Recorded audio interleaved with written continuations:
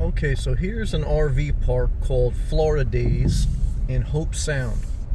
It's the off season, and this RV park is packed.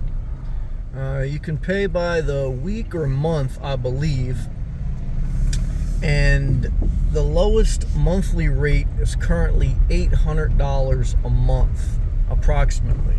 That does not include electric. So in the summertime, running electric, you're going to be looking at, close to $1,000 or so once you figure everything out. And a few years ago, 2-3 years ago, I did a video on this RV park, and the cheapest sites were $550 a month to $650. They have standard sites and then higher end sites. The bigger sites, the nicer sites, are a little bit more money.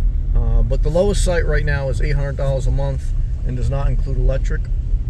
They do have laundry and shower facilities here. It's about 10 minutes from the Atlantic Ocean. There's a lot of restaurants and things around.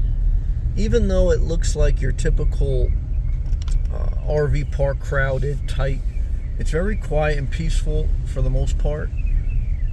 What I'm shocked at is this is the off season. We're getting towards summertime in South Florida, and just about every site is occupied. What does that tell me? Well, people looking to RVing as affordable housing, RVs and mobile homes, which used to be considered poverty, are now taking a slot at the only affordable option for the average person that maybe definitely makes less than $100,000 a year. I would say anywhere between $20,000 to $70,000 a year average salary. But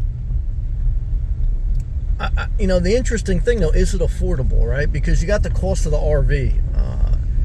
Bare minimum new RV is going to cost at least $20,000 to $25,000, and then you got the tow vehicle, then you got gas, and then you have the monthly fee of an RV park. So if the average rental for an apartment is $1,500 a month, really you're only paying about $500 less than the average rental, and you still have to pay for the RV and tow it and have your tow vehicle. So now there are train tracks here right behind the community, so you would hear that train that when it does come by. We're just going to loop around. But is RVing that much more affordable than living in an apartment? Not really.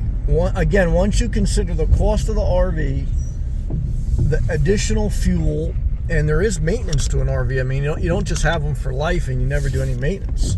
I mean, they're a vehicle, okay, and they deteriorate. They go down in value. So you have that, plus you still have to pay utilities no matter where you go, okay? Because it's all figured into the rent, whether it's an RV park or campground. And boondocking is not free because you have to go in the middle of nowhere. And then what are you going to do, live your entire life in the middle of nowhere and do nothing? Just stay in your RV? I mean, that's not life. So, and there's a Winnebago, you're not going to be able to see it from here. There's a Winnebago Class A RV here. That Class A RV has got to be over $100,000. And these fifth wheels have got to be all at least $50,000. Now these people, some people here from Texas, right? So, a lot of these are travelers with homes.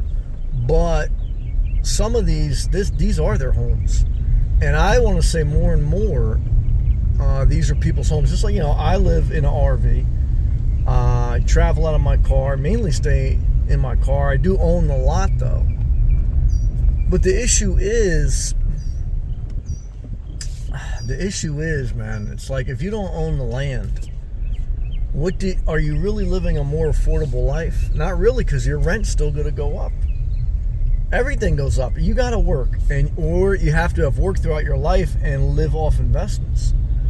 You're not going to just do nothing and get everything. It just doesn't work like that. That's the whole point, of inflation, right? The whole point of inflation is keep people doing things. Because deflation is everything gets cheaper, you make more money, you're going to do nothing. So if that kept happening, what would happen? No doctors, no mechanics, no plumbers, no one makes anything. Because if you can do nothing and get ahead, why would you do anything? Most people wouldn't. And then how would society function? It wouldn't. So, people who complain about inflation, well, if everything was deflation, no one would work at any restaurant. No one, you would have to go hunt for food, because why would anyone do anything to, whether it's make food, deliver food, okay, or fix a car or make a car? It's like, so you got to be fair a little bit, right? That's what kind of keeps society going. But there's always the fair question of balance. You want to keep people in the game.